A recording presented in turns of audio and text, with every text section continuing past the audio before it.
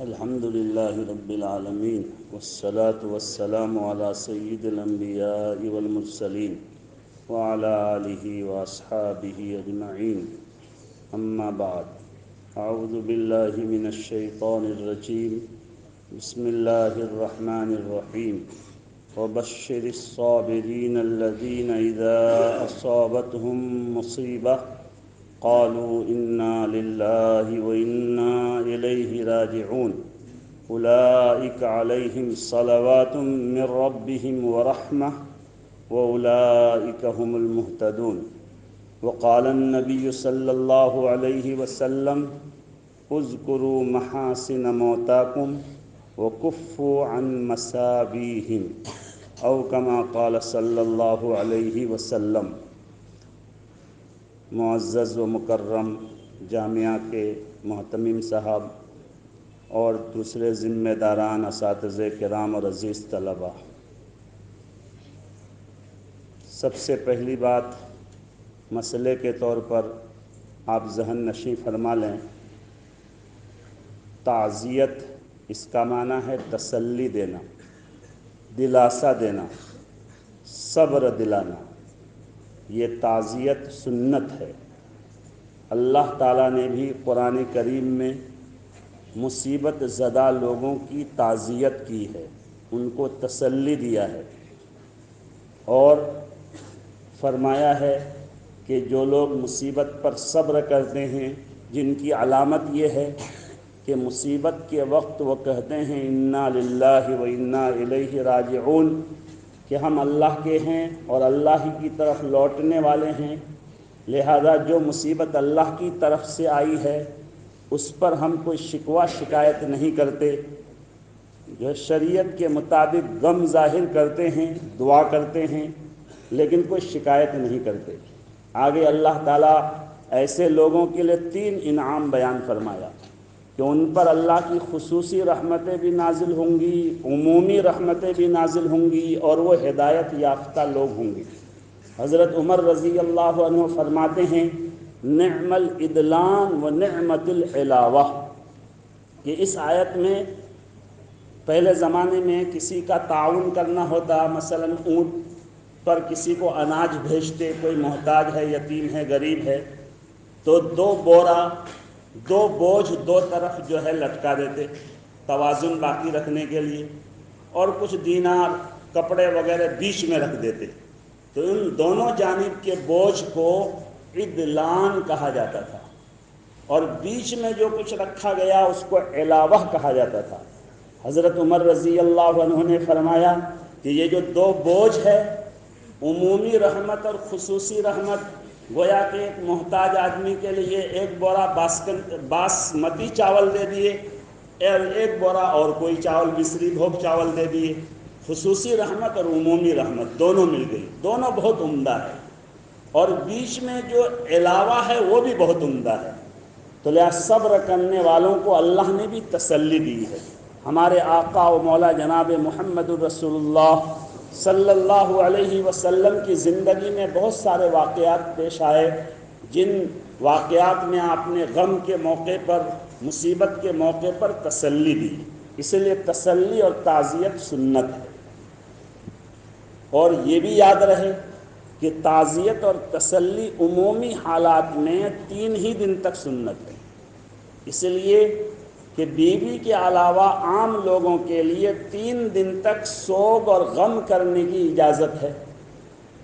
تو 3 دن تک تسلی دے کر غم ہلکا کیا جائے. 3 دن کے بعد عام حالات میں تسلی دینے سے الٹا اور مصیبت یاد آئے گی، غم تازہ ہوگا. اس لیے اسلامی مزاج یہ ہے کہ 3 دن تک تسلی دی جائے. لیکن ہمارے یہاں جو تعزیتی پروگرام اور جلسہ نام دیتے ہیں یہ مجازی معنی میں ہے. یہاں تسلی اور تعزیت اصل مقصد نہیں ہے. اصل مقصد ہے جانے والے کے کارناموں کو بیان کرنا اور ان کی زندگی کے اچھے گوشوں سے سبق لینا اور ان کے لیے دعا کرنا.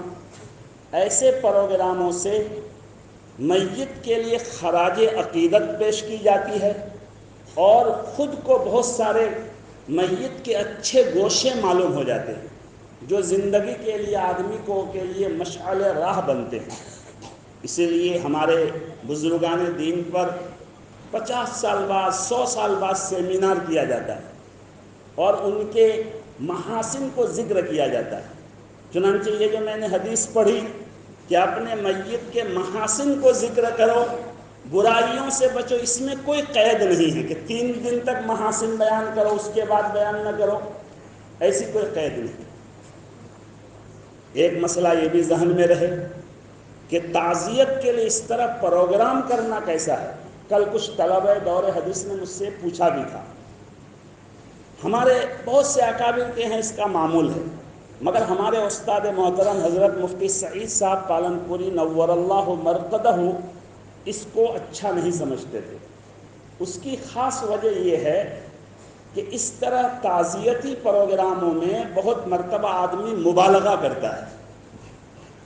ہم لوگ کہتے ہیں پیر نمی پرن مریدہ می پرانن، تو اس لیے حضرت کی ایک اپنی رائے تھی، لیکن ہمارے دوسرے اکابر کے یہاں اس طرح کے پروگرام ہوئے ہیں، ہوتے ہیں، اور اس میں کوئی بڑا حرج کی بات نہیں ہے۔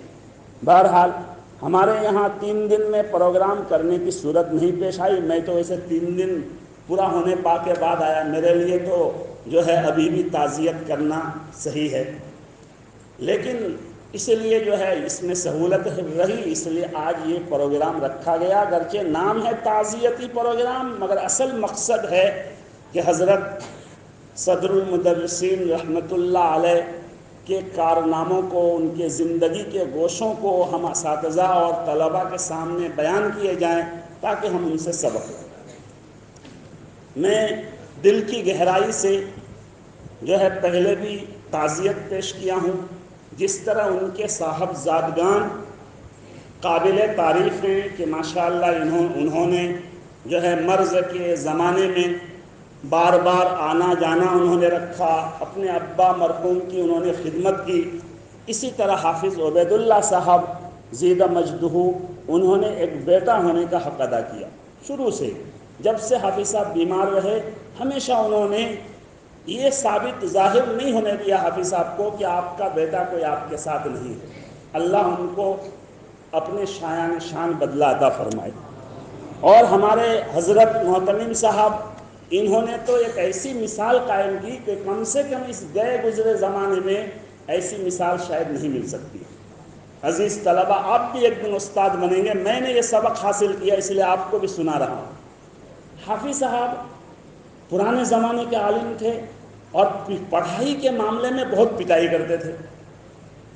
مجھے قاضی فخر صاحب گوہاٹی کے انہوں نے بتایا کہ ڈمرو پار مسجد میں حضرت امامت کرتے تھے، وہیں رہتے تھے۔ اس زمانے میں بچے جاگیر میں رہتے تھے، تو رات میں سائیکل لے کے جاگیر گھروں میں جاتے، اور کوئی بچہ اگر کھیلتے ملتا پڑھائی میں تو وہیں پٹائی کرتے، تو پٹائی میں بہت مشہور تھے۔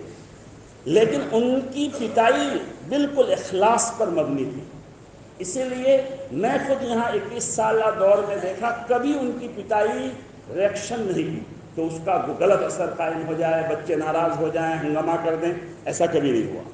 خود حضرت محتمم صاحب نے کئی مرتبہ فرمایا کہ میرے استادوں میں نے سب سے زیادہ انہوں نے پٹائی کی، لیکن انہوں نے شاگردی کا کیسا حق ادا کیا آپ سب کو معلوم ہے کہ اس بیماری کے لمبے ایام میں جو ہے ہزاروں اور لاکھوں کی گنتی نہیں، بے شمار انہوں نے جو ہے ان کے علاج میں خرچ کیا، اور خوش دلی سے خرچ کیا، کوئی احسان جتا کر نہیں، کسی کو پتہ تک چلنے نہیں دیا۔ اللہ ہی ان کو اپنے شایان شان بدلہ عطا فرمائے۔ اسی طرح میں نے ان کے کئی شاگردوں کو ایسا دیکھا۔ ایک مرتبہ گوہاٹی سے ابھی نام آیا قاضی فخر صاحب، میرے معرفت ادھر سے نہیں کہیں سے آ رہا تھا، ایک لفافہ بھیجے کہ ہمارے استاد محترم حضرت حافظ صاحب کو دے دیجیے گا۔ میں نے ان کو دیا، میں نے کہا کہ الہدیۃ مشترکۃ، مذاق کیا، تو انہوں نے فرمایا کہ یہ قاضی صاحب ہر سال مجھے رمضان کے مہینے میں 5000 6000 ہدیہ دیتے ہیں، ان سال رمضان میں نہیں دے پائے تھے اس لیے شاید آپ کے ساتھ بھیج دیے۔ حالانکہ انہوں نے بھی کہا تھا کہ مجھے بہت پٹائی کی ہے، لیکن پٹائی کے بعد طالب علم کے دل میں اتنی محبت، یہ خالص اللہ کی رضا کے لیے، طالب علم کے فائدے کے لیے پٹائی کی بات۔ مجھے خوب یاد ہے کہ اس مدرسے میں اس سال ہنگامہ ہوا تھا، ہمارے ناظم تعلیمات ایک درس گاہ میں جو ہے بچے نے کسی کی پٹائی کی شکایت کی، تو انہوں نے نام لیا کسی کا کہ فلاں بھی تو پٹائی کرتے ہیں، تو بچے نے کہا وہ صبح سے شام تک ہم کو پٹائی کریں تو ہم کو اشکال نہیں۔ معلوم ہوا کہ اخلاص سے اگر طلباء پر سختی ہوتی ہے تو طلباء کے دل میں محبت اور بڑھتی ہے۔ یہ سبق مجھے حاصل ہوا، آپ بھی یہ سبق حاصل کریں۔ اور اگر یہ بھی میرے سامنے بہت ساری مثالیں ہیں کہ ہم بچوں کی زندگی کے بارے میں نہ سوچیں، ان کو لبھانے کی کوشش کریں، خالی اپنے سے جو ہے قریب کرنے کی کوشش کریں، گھنٹہ میں یہاں وہاں کا لطیفہ سنا کر سبق نہ پڑھا کر وقت ضائع کریں، تو بچے لبھتے نہیں ہیں، بعد میں وہ کہتے ہیں اور تبصرہ کرتے ہیں۔ اس لیے یہ حافظ صاحب کا کمال تھا، ان کے اندر طلباء کے بارے میں حضرت محترم صاحب نے کہا بالکل صحیح بات ہے، شاید اس زمانے میں ایسی مثال بہت کم ملے گی کہ طلباء کی پڑھائی کی فکر ان کے اندر جتنی تھی اتنی شاید کہیں ملے، بہت فکر مند تھے۔ چنانچہ اس سال بھی ان کے شاگردوں کو معلوم ہے، عصر کے بعد کئی مہینوں تک انہوں نے مہمان خانہ میں بچوں کو بلا کر پڑھایا، اور 3 مہینہ پہلے مجھے پتہ چلا کہ حافظ صاحب کی کتاب پوری ہو گئی۔ اللہ جانتا اسی دن میرے دل میں خطرہ آ گیا تھا کہ شاید یہ سال نہیں پورا کریں گے، حالانکہ اس وقت وہ صحت مند تھے، بیماری بستر نہیں پکڑے تھے، علاج چل رہا تھا مرض کا۔ مجھے اس وقت میرے دل میں آیا، چونکہ ایک بزرگ کا واقعہ اسی طرح کا میں نے سنا تھا کہ وہ جو ہے 2 مہینہ پہلے کتاب پوری کر کے جو ہے گئے اور اسی مرتبہ ان کا انتقال ہو گیا، تو وہ واقعہ مجھے یاد آ گیا۔ میں سوچا کہ شاید سال پورا نہیں ہو پائے گا۔ انہوں نے اپنی جو ذمہ داری تھی عصر کے بعد پڑھا کر بچوں کو مکمل کی، اور کتنی بڑی فکر مندی کی بات ہے، اس مرتبہ بھی جب وہ آئے ہیں بول نہیں پا رہے تھے، لیکن انہوں نے ناظم تعلیمات صاحب سے کہا کہ بچوں کو میرے کمرے ہی میں بھیج دیجیے گا۔ شاید 1-2 دن بچوں کو بلائے بھی تھے، اس حالت میں بھی پڑھانے کی فکر۔ اور وہ کہتے تھے ہمیشہ کہ اللہ مجھ کو پڑھاتے پڑھاتے دنیا سے لے جائے۔ چنانچہ سال دیکھیے پورا نہیں ہوا، ان کے ذمے جو کتابیں تھیں انہوں نے اس کو مکمل کی اور پڑھاتے پڑھاتے اس دنیا سے گئے۔ اور صحیح بات یہ ہے کہ اللہ نے کئی خصوصیات ان کے اندر رکھی تھی۔ ایک تو سب کو معلوم ہے کہ وہ ریلی حافظ قرآن تھے، کہیں سے کسی وقت کوئی بھی آیت پوچھیے فٹ سے وہ پڑھ دیتے تھے۔ اس کی میں نے ان سے پوچھا کہ آپ کو قرآن اتنا کیوں یاد ہے؟ تو انہوں نے کہا کہ میں ہمیشہ تہجد میں قرآن پڑھتا ہوں۔ تہجد کی وہ پابندی کرتے تھے۔ اسی مرتبہ حضرت مولانا غیاث صاحب کو معلوم ہے کسی بات میں غلط فہمی کی وجہ سے میرا ان سے اختلاف ہو گیا، بہت اختلاف بھی ہوتا تھا، بہت اتنی محبت بھی تھی کہ ہمارے بہت سے استادوں کو معلوم ہے کبھی کبھی مجھے آدھا گھنٹہ لیٹ کر بیٹھتے، کبھی میرے گھر میں چلے جاتے، اور خالی مدرسے کا فکر کہ طلبا جو ہے پہلے زمانے کے طرف فکر نہیں، پڑھائی کا محنت کا لگن نہیں۔ تو خیر، تو کیا کہہ رہا تھا، تو اس کے بعد انہوں نے وہ مجھ کو ایک دن کہنے لگے کہ میں آپ سے 10 منٹ اکیلے میں بیٹھنا چاہتا ہوں۔ چنانچہ ہمارے جو مدرسے کا کمرہ ہے وہاں پر ہم لوگ گئے اثر باغ، اور وہاں پر بیٹھے، اور انہوں نے کہا خدا کی قسم میں اللہ کو حاضر ناظر سمجھ کر کہتا ہوں کہ میری تہجد کی نماز کبھی ناگا نہیں ہوتی ہے، اور کبھی ایسا نہیں ہوتا ہے کہ میں آپ کے لیے بھی دعا نہ کروں۔ یہ انہوں نے کہا تھا، یہ ان کی شفقت تھی۔ اور کئی وصیتیں ایک مرتبہ مجھے کی، اس میں میری یہ محرومی کی بات تھی، یہ بھی وصیت کے تھے۔ حافظ عبید اللہ صاحب نے بتایا کہ وہ اپنی اہلیہ کو بھی کہہ کے گئے تھے، مجھے بھی کہے تھے، میں تو کسی سے تذکرہ نہیں کیا کہ جنازہ کی نماز مر جاؤں تو تم ہی پڑھانا، لیکن افسوس کی بات ہے اور خوشی کی بھی بات ہے۔ افسوس کی بات ہے کہ مقدر میں نہیں تھا، حاضر نہیں رہ سکا، اور خوشی کی بات ہے کہ ہمارے استاد محترم حضرت مولانا شوکت صاحب دامت برکاتہم نے جو ہے ان کی جنازہ کی نماز پڑھائی۔ تو ان کی زندگی میں بہت سارے گوشے ہم بچوں کے لیے سبق کے ہیں، خاص طور سے طلباء کے لیے فکر مندی، اساتذہ کو ڈیل کرنا۔ حقیقت یہ ہے کہ وہ جب صدر مدرس بنائے گئے تھے وہ انتظامی امور کے آدمی نہیں تھے، وہ خالص مدرس آدمی تھے۔ انتظامی امور میں بہت ساری صلاحیتوں کی ضرورت ہوتی ہے، لیکن چونکہ بے طلبی میں ان کو صدر مدرس بنایا گیا تھا، اسی لیے وہ ایسا بہترین ڈیل کیے اور اساتذہ کو اس طرح لے کر چلے کہ آج ہر استاد کی زبان پر یہی ہے کہ حافظ صاحب بہت غنیمت تھے، اب جو ہے مستقبل میں ایسے بھی نظر نہیں آتے۔ تو یہ اللہ تعالیٰ ان کو اپنی شایان شان نیک بدلہ عطا فرمائے۔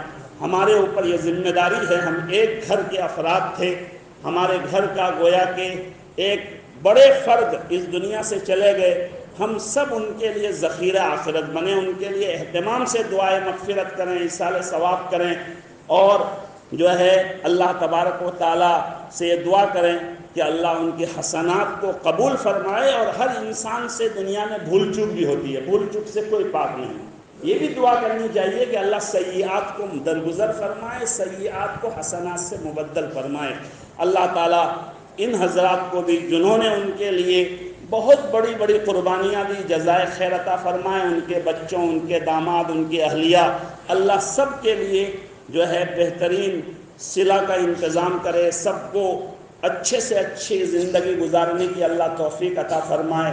اور حضرت حافظ صاحب جو حضرت مولانا ممتاز صاحب کے فکر کو طلبہ میں، مدرسے میں جو ہے منتقل کرنا چاہتے تھے، اللہ ہم جتنے اساتذہ ہیں اس فکر کو ہم لوگوں کو آگے بڑھانے کے لیے اللہ قبول فرما لے۔ وآخر دعوانا الحمدللہ رب العالمین۔